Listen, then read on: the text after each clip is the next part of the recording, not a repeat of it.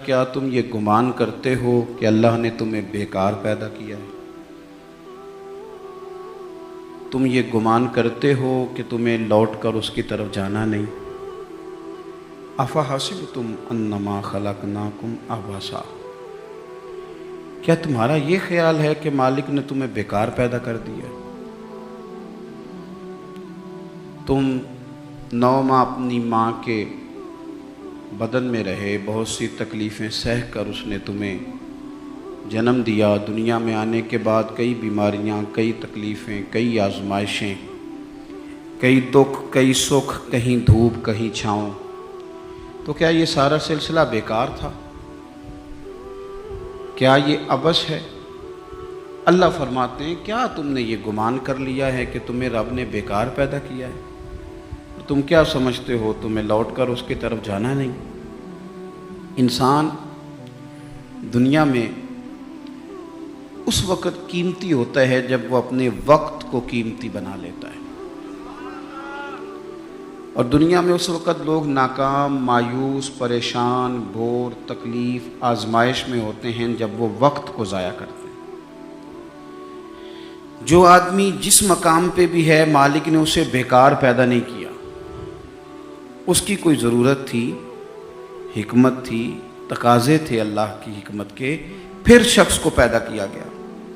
اس شخص کو چاہیے تھا کہ وہ اپنے اوپر غور کرتا کہ میں کیا کر سکتا ہوں، میں بھلا کون سی خدمت سر انجام دے سکتا ہوں، میں دین کے لیے کیا کر سکتا ہوں، قوم کے لیے، ملت کے لیے، مذہب کے لیے، نظریے کے لیے، اللہ کی مخلوق کی خدمت کے لیے میں کیا اپنی خدمات پیش کر سکتا ہوں۔ وہ اپنی صلاحیتوں کو بروئے کار لاتا، ترجیحات طے کرتا، کام شروع کر دیتا۔ ہم ساری زندگی طے ہی نہیں کر پاتے کہ دراصل ہم ہیں کیا، ہم دنیا دار ہیں کہ دین دار ہیں، ہم کوئی سرکاری ملازم ہیں کہ تاجر ہیں، ہم بھلا ایک ویلفیئر آدمی ہیں یا ہم بس اپنی ذاتی سوشل لائف کے قابل ہیں، اور ہم طے ہی نہیں کر پاتے دراصل کیا ہے۔ ترجیحات کا تعین ہی نہیں کہ ہم نے کرنا کیا ہے۔ بہت سارا وقت ضائع ہوتا ہے، بہت سارا۔ یہ ہمارے ہاں درجنوں ابحاث اور درجنوں بحثیں صرف وہ ہیں جن کا کوئی مقصد نہیں، کوئی فائدہ نہیں، کوئی ضرورت نہیں، کوئی حاجت نہیں، بلکہ اس سے الجھاؤ بڑھتا ہے۔ میرے نبی پاک صلی اللہ تعالیٰ علیہ وسلم نے فرمایا تھا، پتہ ہے سونا اسلام کس کا ہے؟ ایک مسلمان ہے تو ہر ایک کے پاس اسلام ہے، تو فرمایا پتہ ہے حسین اسلام کس کا ہے، سونا مسلمان کون ہے؟ یا رسول اللہ بتا دیجئے۔ تو فرمایا جو بے معنی، بے مقصد اور فضول چیزوں کو چھوڑ دے وہ سونا مسلمان ہے۔ اسلام کے حسن کا تقاضا ہے۔ مسلمان تو سونے سونے، چیدہ چیدہ، چنیدہ چنیدہ کام کرتا ہے۔ اس کے تو جو معاملات ہوتے ہیں وہ بڑے صاف ستھرے، اس کے جو کام ہوتے ہیں وہ بڑے اعلیٰ پائے کے۔ فضول بحثوں میں الجھنا، فضولیات میں وقت ضائع کرنا، فضول سوالات کرنا، فضول سوالات بھی دین میں منع۔ اب قرآن مجید پڑھیے تو رب فرماتا ہے کیا تم بھی میرے نبی سے اسی طرح کے سوال کرنا چاہتے ہو جیسے اس سے پہلے حضرت موسیٰ سے کیے گئے؟ وہی رنگ اختیار کرنا چاہتے ہو؟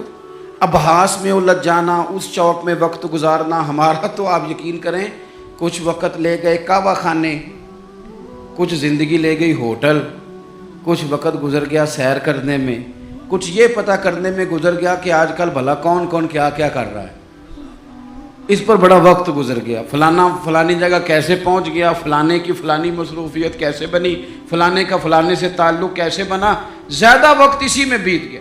فضول ابحاث، فضول بحثیں، فضول وقت کا ضیاع، اپنے معاملات پہ بالکل توجہ نہ دینا۔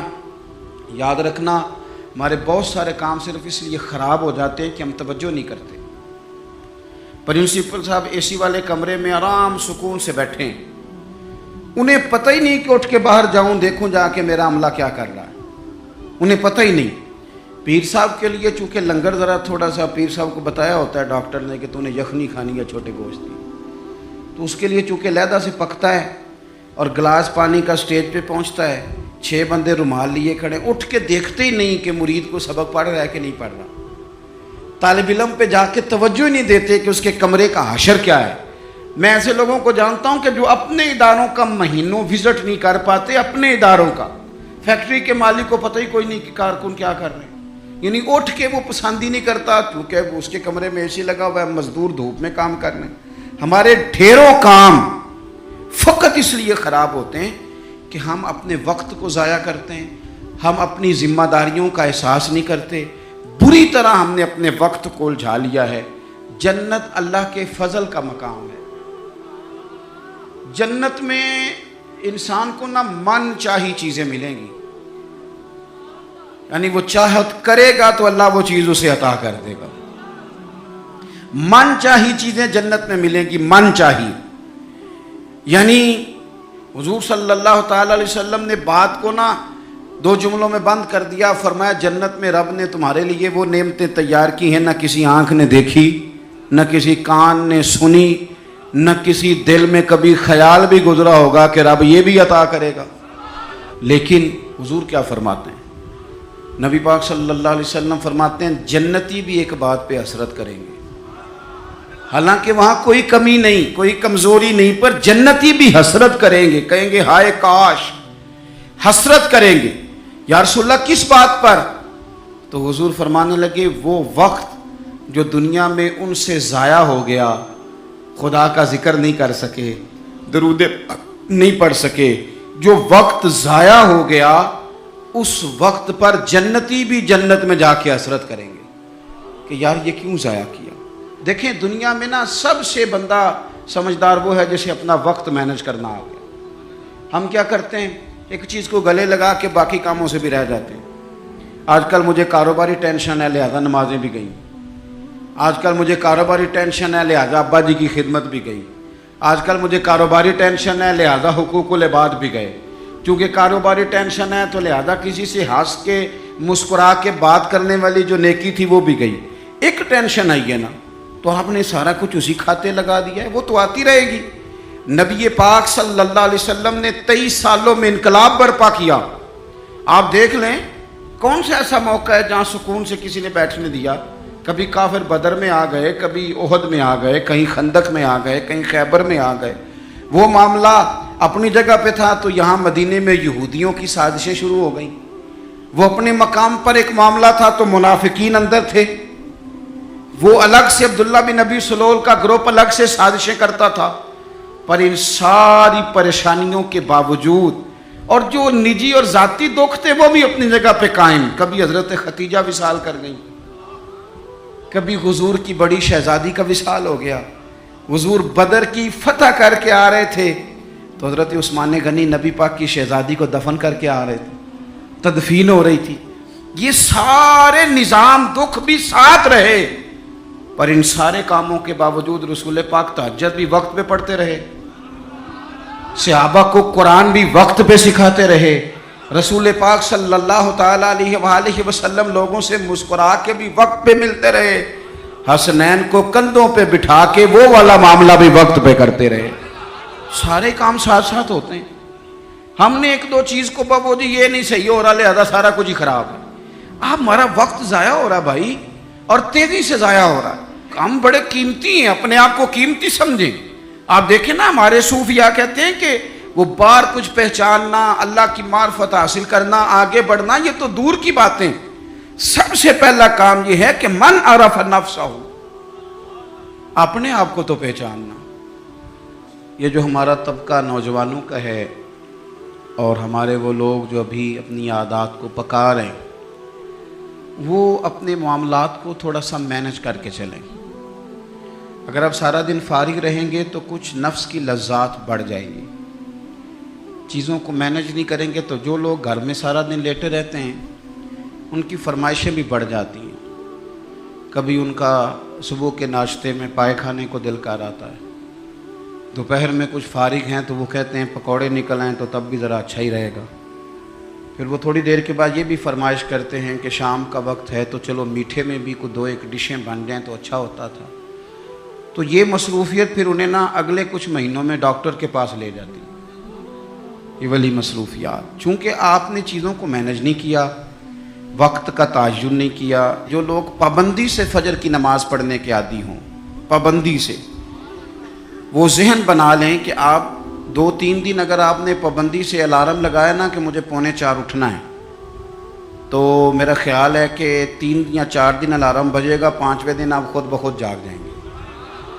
اور فجر کے بعد جب آپ واک کر کے لوٹیں اور پھر آپ کا خیال ہو کہ میں نے کچھ تلاوت بھی کرنی ہے، آپ کا تعین ہو وقت کا، اور یہ رواج آپ کی وجہ سے بچوں میں منتقل ہوگا، آپ کی وجہ سے۔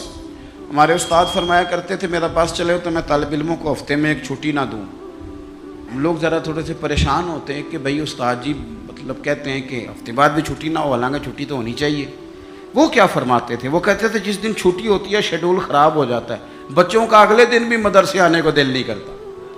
اور یہ بات ہم نے بعد میں دیکھی، اس کا تجربہ کیا کہ روٹین میں جو نظام چل رہا ہوتا ہے اس میں جب ایک دن کی بھی آپ بریک لگاتے ہیں تو اس سے اگلے دن کا ماحول خراب ہوتا ہے۔ دیکھیں کچھ لوگوں کے پاس دولت ہوتی ہے، کچھ کے پاس نہیں ہوتی، کچھ کے پاس اللہ تبارک و تعالیٰ کی دی ہوئی وسعت ہوتی ہے، کچھ کے پاس نہیں ہوتی۔ وقت ایک ایسی نعمت ہے جو اللہ نے سب کو عطا کی ہے، اگر اس کو ہمیں مینج کرنا آ جائے، طے کرنا آ جائے، تو ہم نے ایسے لوگوں کو دیکھا جنہوں نے بڑے بڑے کارنامے سر انجام دیے۔ حضرت عمر بن عبدالعزیز رحمۃ اللہ علیہ کی عمر 39 سال ہوئی ہے، پوری 40 سال نہیں۔ ہمارے ہاں 39 سال کا ابھی نوجوان ہوتا ہے، ہاں وہ بابا کہیں تو ناراض ہو جاتا ہے۔ 39 سال عمر، 39 سال عمر مبارک تھی جس میں انہوں نے روز 5 سپارے قرآن پاک بھی پڑھ لیا، کئی لاکھ بار درود شریف بھی پڑھ لیا۔ انہوں نے اپنے پورے عہد حکومت میں بڑے بڑے سرائے قائم کیے، بڑی بڑی مساجد بنائیں، جو پچھلے بادشاہ ان سے پہلے گزرنے والے عدل نہیں کرتے تھے وہ ساری خرابیاں دور کر کے انہوں نے عدل بھی کر دیا۔ ان 39 سالوں میں یہ وہ حسین شخص ہے کہ جس نے اتنا کام کیا کہ اسے رسول پاک کی بارگاہ سے سلام بھی آیا۔ اتنے بڑے کام کر کے، اتنے بڑے کام کر کے وہ 39 سالوں میں اللہ کے حضور بھی حاضر ہو گئے، اور صدیاں بیت گئیں۔ خطیب ممبروں پہ بیٹھ کے ان کی تعریفیں کرتے ہیں، ان کی مثالیں دی جاتی ہیں، ان کے تذکرے کیے جاتے ہیں، ان کے احوال بیان کیے جاتے ہیں۔ وجہ کیا تھی؟ وقت نہیں ضائع کیا، ٹائم نہیں ضائع کیا۔ آپ یقین کریں اتنا وقت ہے ہمارے پاس، اتنا وقت ہے، فلانی چیز کا بھی ہمیں پتہ ہے، فلانی چیز کا۔ حضرت بابا فرید الدین گنج شکر رحمۃ اللہ تعالی علیہ، آپ دلی میں رہتے تھے اپنے مرشد شیخ قطب الدین بختیار کاکی کی بارگاہ میں۔ تو ایک بندہ دور سے کہیں آیا تو اس نے بابا صاحب سے کہا فلانے محلے جانا ہے۔ فرمانے لگے مجھے نہیں پتا اس کا۔ وہ کہنے لگا آپ دلی میں نئے آئے ہیں؟ فرمایا نہیں، سالوں بیت گئے۔ تو کہا پھر آپ کو اس محلے کا نہیں پتا؟ کہنے لگے 2 گلیوں کا پتہ ہے، ایک کتب کے گھر جاتی ہے، دوسری واپس آتی ہے، تیسری کا نہیں پتا۔ وہ تو فارغ لوگ ہیں جو گھومیں گے، ادھر جائیں گے ادھر جائیں گے، ہماری تو جو ڈیوٹی ہے ہم ڈیوٹی کر رہے ہیں۔ اپنی زندگی میں اوقات کا اتنا ضیاع ہے، اتنا ضیاع ہے، اتنا ضیاع، حد ہو گئی۔ ہمارے بزرگوں نے جو اب وہ کتابیں لکھ گئے جو ہم سے پڑھی نہیں جاتی، اتنی بڑی ہیں، لوگ پڑھ نہیں پاتے ساری زندگی میں۔ اعلیٰ حضرت فاضل بریلوی نے 1000 کتاب لکھی ہے، اور ایسے نہیں لکھ دی کہ 4 کتابیں رکھی تو 5ویں اس میں سے نکل آئی، ایسے نہیں، بلکہ انہوں نے ایک کتاب لکھی ہے جس کو کھولا جائے تو کئی جلدوں میں کتابیں بنتی ہیں۔ کیسے لکھا؟ وقت مینج تھا، وہ وقت پہ اٹھتے تھے، وقت پہ سوتے تھے، وقت پہ جاگتے تھے، وقت پہ نماز پڑھتے تھے، وقت پہ سارے کام کرتے تھے۔ حکیم الامت مفتی احمد یار خان صاحب نعیمی رحمۃ اللہ علیہ قرآن مجید کی تفسیر لکھنے بیٹھے تو 1 پارے کی 1 جلد لکھی، 8 جلدوں میں حدیث کی شرح لکھی، سینکڑوں شاگرد بنائے، بے شمار ان کے عقیدت مند ہوئے، ان کی کتابیں انمول موتی۔ کسی نے کہا حضور سارا کچھ کیسے ہوا؟ کہنے لگے وقت نہیں ضائع کیا زندگی میں، وقت نہیں ضائع کیا۔ مفتی صاحب نا جب جمعے کا خطبہ دینے کے لیے ممبر پہ بیٹھتے تھے اور پہلی بات کرتے تھے نا الحمدللہ، تو لوگ گھڑی ٹھیک کرتے تھے، کہتے تھے لو بھی 1 بج گیا، مفتی صاحب بیٹھ گئے۔ یہ 1 منٹ آگے پیچھے نہیں ہوتے، بلکہ ایک سادی مثال، مفتی صاحب عصر کی نماز سے 15 منٹ پہلے گھر سے نکلتے تھے، تو آپ گزرتے تھے نا جہاں سے، تو ایک حویلی تھی، ایک ذمہ دار تھا، وہ اس نے بھینسیں رکھی ہوئی تھی، تو عصر سے پہلے تھوڑا سا بھینسوں والے لوگ دودھ دھونا شروع کرتے ہیں، تو مفتی صاحب جب سامنے سے گزرتے تو وہ ذمہ دار کہتا اپنے بیٹے سے کہ پتر کٹا چھڑ دے, مفتی صاحب لنگ گئے نہیں. وہ کہتا ابا جی اجے تو دن کھلوتا ہے. کہتے دن نو چھڑ استاد لنگ گئے نہیں, وہ وقت پہ جاتے ہیں لہذا وقت ہو گیا. تو اس طرح کر, تو شروع کر دودھ دھونا. تو کہتے ہیں گھڑیاں کم ہوتی تھی, ہر بندے کے پاس ہوتی نہیں تھی, تو اگر گھڑی منگا کے بھی کبھی دیکھتے تھے تو واقعی 4:45 ہوتے تھے. اپنے معاملات کو لوگوں نے جب طے کر لیا, جب ان کا ارادہ بن گیا, جب وہ کام کرنے والے لوگ تھے. آپ یقین کریں کئی لوگوں کو اپنے بارے میں اتنی معلومات نہیں ہوتی جتنا ان کے پڑوسیوں کو ان کے بارے میں پتہ ہوتا ہے. اتنی معلومات نہیں ہوتی جیسے ویسے لوگوں کو خبر ہوتی ہے کہ فلانا. اور کسی دانشور نے بڑی عمدہ بات کی تھی, اس نے کہا تھا ہمیں پڑوسی کے بچوں کی غلط حرکتوں کا پتہ ہوتا ہے پر اس کی غربتوں کا پتہ نہیں ہوتا. یہ ذرا وقت پہ خیال کرتے ہیں کہ فلانا بچہ شرارت کتنی کرتا ہے, یہ نہیں سوچتے کہ اس کی فیس بھی ادا ہوئی ہے کہ نہیں, انہوں نے روٹی بھی کھائی ہے کہ نہیں, ان کے پاس سکول جانے کا یونیفارم بھی ہے کہ نہیں. اپنے وقت کو ہمیشہ اچھے انداز میں. حضرت معاویہ بن خدید رضی اللہ تعالیٰ عنہ ایک صحابی ہیں, وہ کہتے ہیں اسکندریہ کی فتح کے لیے ہم لوگ گئے, فتح ہو گئی, واپس آئے تو دوپہر کا وقت تھا. سخت گرمیوں میں اکثر لوگ دوپہر کو بھی آرام کرتے ہیں, جب دھوپ کڑاکے کی ہو تو لوگ باہر نہیں نکلتے. فرماتے ہیں سب لوگ مدینہ شریف میں آرام کر رہے تھے اور گلیوں میں کوئی شخص بھی دکھائی نہیں دے رہا تھا. میں سمجھ گیا سب لوگ محو آرام ہیں. حضرت عمر فاروق رضی اللہ تعالیٰ عنہ کو میں نے اطلاع دینی تھی کہ فتح ہو گئی. آپ فرماتے ہیں میں بھی جا کے کسی کونے میں بیٹھ گیا. عصر یا مغرب کا وقت ہوا تو حضرت عمر سے ملاقات ہوئی, تو میں نے سلام کے بعد عرض کی حضور مبارک ہو, اللہ نے کامیابی دے دی, اسکندریہ کی فتح ہو گئی. تو حضرت عمر کہنے لگے یا اللہ تیرا شکر ہے. پھر فرمانے لگے یار میں تو تیرے انتظار میں تھا اور خیال تھا تو ظہر کے قریب آ جائے گا. عرض کی حضور میں آ گیا تھا, ذرا بات کو سننا, میں آ گیا تھا پر سب لوگ سو رہے تھے, آپ کے آرام میں خلل ڈالنا مناسب نہیں سمجھا, لہذا میں رک گیا کہ عصر یا مغرب میں بتاؤں گا. تو حضرت عمر کہنے لگے یہ تم نے کیا کیا؟ سویا کرتا تھا میں, پر خلیفہ بننے سے پہلے سویا کرتا تھا. اب اتنا وقت کہاں ہے, اب تو ذمہ داری ہے, ذمہ داری. سب سیاں رل پانی نو چلیاں, کوئی مڑ سی پار کے, تو جنہاں نے پار کے سر تے چایا وہ قدم رکھن ڈر ڈر کے. اب تو احساس ہونے نہیں دیتا. ذمہ داری ہے نا, جنہاں نے پار کے سر تے چایا ہے وہ قدم رکھن پر ڈر ڈر کے, احساس کہاں سونے دیتا ہے. آپ فرمانے لگے تو دن کی بات کرتا ہے, میں تو رات کو تھوڑا سوتا ہوں. حضور کیوں؟ فرمانے لگے دن مخلوق کی خدمت میں رہتا ہوں اور رات اپنے رب کی عبادت میں رہتا ہوں. وقت کہاں ہے بھائی اتنا. مجھے بھی میرے کچھ دوست کہتے ہیں آج کل بور بڑے ہوتے ہیں, تو میں اکثر کہتا ہوں ہوتے ہوں گے بور, پر ہمارے پاس تو بور ہونے کا وقت ہی نہیں بچا. کبھی ٹائم ملے تو شاید بور ہوں, پر اتنا وقت کہاں سے لائیں بھائی. بور بھی ہونا ہے, تھوڑا وقت نکلے تو ہونا, ٹائم ہی کوئی نہیں. چاروں ناچار بھی لگے رہتے, اپنی ڈیوٹی کرتے رہتے. بور تب ہوں گے جب فارغ بیٹھے. زندگی کو فارغ نہ بتائیں اپنے وقت. وہ جی میں ذرا فارغ تھا تو یہاں آ کے بیٹھ گیا, میں ذرا فارغ تھا تو موبائل پہ لگ گیا, میں ذرا فارغ تھا تو فلانی بحث میں لگ گیا, میں ذرا فارغ تھا تو میں چائے پینے چلا گیا, میں ذرا فارغ ہوں تو آؤ 2 گھنٹے طے کر کے نا, 2 گھنٹے جانے 2 گھنٹے آنے, کرنا کیا ہے, روٹی کھانے جانا ہے. واہ بھائی واہ, اتنی فرصت کہاں سے آئی. حضرت عبداللہ ابن عمر حدیث کے راوی ہیں. میرے نبی پاک علیہ الصلاۃ والسلام ارشاد فرماتے ہیں جب سورج طلوع ہوتا ہے, ہر روز جب سورج طلوع ہوتا ہے تو دن اعلان کرتا ہے. اس دن منادی ہوتی ہے, وہ دن اعلان کرتا ہے اور کہتا ہے لوگو آج اگر کوئی کام کرنا ہے تو کر لو, میں آج آیا ہوں, آج کے بعد دوبارہ نہیں آؤں گا.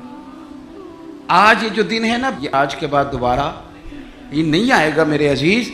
آج جس کی تلاوت رہ گئی وہ رہ گئی, آج جس کی عبادت رہ گئی سو رہ گئی, آج جس نے استغفار کی تسبیح نہیں پڑھی تو اس کی رہ گئی, آج جس نے ابا کی قدم نہیں دبائے تو اس کی خدمت رہ گئی, آج جو رب کی بارگاہ میں جھکا نہیں تو یہ رہ گیا, یہ رہ گیا, اس کا کام آج رہ گیا. حضرت حسن بصری رحمۃ اللہ علیہ سے کسی نے کہا حضور یہ کام چھوڑ دیں کل کر لیں گے. آپ فرمانے لگے یہ کام کل پہ ڈال دوں گا تو کل والے کام کب کروں گا. جو کل میری ڈیوٹیاں ہیں وہ بھی تو میں نے کرنی ہے نا. تو آج کا کام کل پہ ڈالتا جاؤں گا تو کل والے کام کب کروں گا؟ ہم نے وقت ضائع کیا ہے. ہمارے ہاتھ سے لمحات ریت کی طرح نکل گئے. بہت ساری ہماری ناکامیوں کی وجہ یہ بنی کہ ہم نے ٹائم ضائع کیا. ہم بہت سارا پڑھ سکتے تھے، بہت سارا لکھ سکتے تھے، بہت ساری خدمتیں کر سکتے تھے، خاندان کو بڑا کچھ دے سکتے تھے. اور یار ہمارے تو دیہات میں وہ بوڑھی مائیں ہوتی تھیں جو اگرچہ قرآن مجید مجہول پڑھتی تھیں پر کوئی مقصد تو بنا لیتی تھی نا. کہتی تھی اب بیوہ ہو گئی ہوں، ساری زندگی قرآن پڑھاؤں گی. کوئی لالچ نہیں ہوتا تھا، کچھ نہیں ہوتا تھا، کوئی مقصد تو تھا نا، کوئی ارادہ تو تھا نا، کچھ انہوں نے پروگرام تو بنا لیا تھا. اپنی زندگی بے ترتیب گزاریں گے تو خیالات بکھریں گے. آج نا ہر تیسرا بندہ کہتا ہے کہ جناب وسوسے بڑے آتے ہیں. ہر چوتھا بندہ کہتا ہے دل میں بڑے بڑے خیالات آتے ہیں. میں اس نتیجے پہ پہنچا ہوں میڈیا دیکھ دیکھ کے، رنگ رنگ کی کہانیاں سن کے، رنگ رنگ کی سٹوریاں سن کے، کوئی کیا کہہ رہا ہے، کوئی کیا کہہ رہا ہے، گمسان کا رن پڑا ہوا. اللہ جانے کون سچا کون جھوٹا کیا بن رہا. یہ چیزیں ذہن میں اتنی پختہ ہو جاتی ہیں کہ وسوسے ہی وسوسے، خیالات ہی خیالات، تصورات ہی تصورات. وہ لوگ جو اپنے مصلح کے ساتھ جڑے ہوئے تھے، جو اپنی تلاوت وقت پہ کرتے تھے، جو وظائف وقت پہ پڑھتے تھے، جو درود تاج اتنا سونا پڑھتے تھے، اتنا سونا پڑھتے تھے کہ پاکستان میں بیٹھ کے پڑھ رہے ہوتے تھے تو لگتا تھا گنبد خضرا سامنے موجود ہے. اتنے ذوق سے حضور کی بارگاہ میں اپنے آپ کو پیش کرتے تھے تو وہ لوگ سکون میں رہتے تھے. انہیں خوابیں اچھی آتی تھیں، ان کی فکریں مضبوط رہتی تھی، ان کے ذہنوں میں کوئی تناؤ نہیں تھا. اب تو بہت سارے لوگ ایسے ہیں کہ اللہ تعالیٰ معاف کرے، آنے والے وقت میں سب سے زیادہ دوائی گردن کی درد کی کھایا کریں، کیونکہ 3 گھنٹے تو موبائل پہ جھکے رہتے ہیں. تو کیسے نظام آگے بڑھے گا؟ عزیز بھائی، وقت کی میان سے جو ایک دفعہ تیر نکل گیا دوبارہ پلٹ کے اس میں داخل نہیں ہوگا. اپنے وقت کو بچا لیں، اپنے لمحات کو ضائع ہونے سے بچا لیں. یہ بڑے قیمتی ہیرے ہیں. یہ آپ کو اللہ نے وسعت دی ہے، آسانی دی ہے، فراغت دی ہے. تو نبی پاک صلی اللہ علیہ وسلم نے فرمایا یہ رب کی نعمت ہے. ہم نا اپنے بزرگوں کو کبھی دیکھتے ہیں نا جی، حضرت شیخ ابراہیم کہتے ہیں قاضی ابو یوسف رحمۃ اللہ علیہ شدید بیمار تھے، امام مالک رحمۃ اللہ علیہ کے شاگرد ہیں. تو یہ آئمہ کا تھوڑا بہت اختلاف بھی ہوتا ہے بعض اوقات فقہی مسائل میں. آپ کو پتہ ہے امام اعظم ابو حنیفہ کے شاگرد ہیں اگرچہ قاضی ابو یوسف، لیکن ادب کے ساتھ بعض مسائل کے اندر انہوں نے اپنی رائے مختلف بھی پیش کی. تو کہتے ہیں وہ شدید بیمار تھے، اتنے بیمار تھے کہ غشی کا عالم طاری تھا. تو میں ان کی تیمارداری کرنے چلا گیا. ہم جب بیمار پڑے ہوتے ہیں کچھ ہے یاد رہتی ہے، کیونکہ مشن ہی کوئی نہیں. بیمار ہے بچے بھی سائڈ پہ لے جاؤ جی میری طبیعت نہیں ٹھیک، کچھ نہیں کرنا، کیونکہ پہلے بھی کچھ نہیں کرتے تھے تو اب تو ویسے بیمار ہیں. اب ہم نے کیا کرنا، کچھ کرتے ہی نہیں. قاضی ابو یوسف رحمۃ اللہ علیہ شدید بیمار تھے. شیخ ابراہیم فرماتے میں تیمارداری کرنے کے لیے حاضر ہوا.